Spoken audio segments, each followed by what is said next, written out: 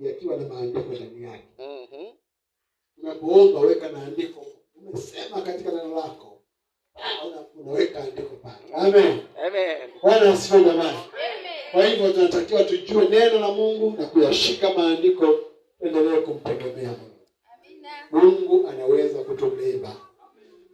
Alisema kwa neno lake, angalia nilivyowabeba wana wa Israeli kutoka Misri kwa matai.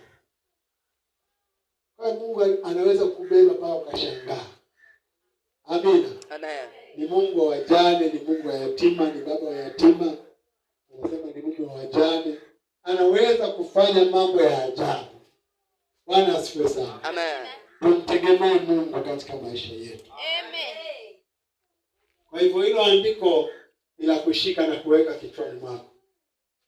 Andiko ya Yeremia 17 sura ya 15 na mstari wa 5 na wa 6.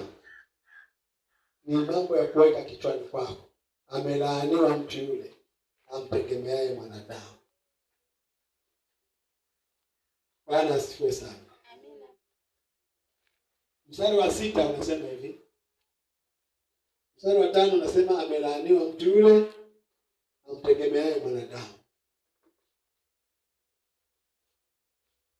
Amfanyaye mwanadamu kuwa kinga yake, na moyoni mwake amemwacha Bwana. Sikiliza mstari wa 6. Na upenda sana.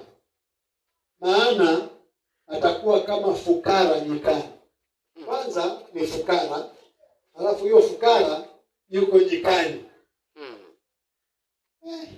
Hatari. Jamani, ingekuwa tu basi awe fukara tu, lakini pia bado fukara tena awe nyikani. Ni hatari sana.